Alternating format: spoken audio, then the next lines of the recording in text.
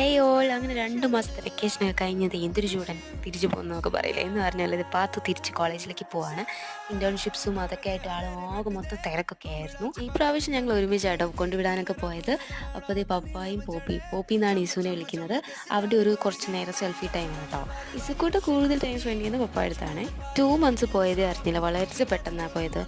ഇപ്പം ഞാനായാലും പാത്തു ആയാലും ഞങ്ങൾക്കെല്ലാം ഭയങ്കര എന്താ പറയുക, എല്ലാവരും ഉള്ളപ്പോൾ നല്ലൊരു രസമാണ്. ഞങ്ങൾ വഴക്ക് പിടിക്കുകയും കുറച്ച് നേരം വഴക്കൊക്കെ തന്നെ ആയിരിക്കും കേട്ടോ. അതെനിക്ക് എല്ലാ വീട്ടിലും അങ്ങനെ തന്നെ ആയിരിക്കും അല്ലേ. വഴക്കായാലും സന്തോഷമായാലും എല്ലാം ഭയങ്കരമായിട്ട് നല്ല രസമാണ് ഷെയർ ചെയ്യുന്നത്. ഇടയ്ക്ക് ഈസുക്കൂട്ട് ഒന്ന് ശോകമായിട്ടുണ്ടായിരുന്നു. അപ്പോൾ അതൊന്ന് മാറ്റിപ്പിടിക്കാനായിട്ട് പാത്തു കുറേ പരമാവധിയൊക്കെ ശ്രമിച്ചു കേട്ടോ. സോ ഫൈനലി ഇതേനെ പോകുന്നതിന് മുന്നേ ഒന്ന് ഉമ്മയൊക്കെ കൊടുത്തിട്ടാണ് പാത്തുവിനെ പറഞ്ഞൊക്കെ വരുന്നത്. അപ്പോഴേക്കും ട്രെയിൻ വന്നു കഴിഞ്ഞു.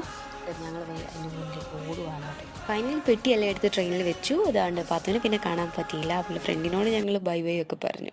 അപ്പോൾ അതൊക്കെ ഉള്ളു. Bye bye.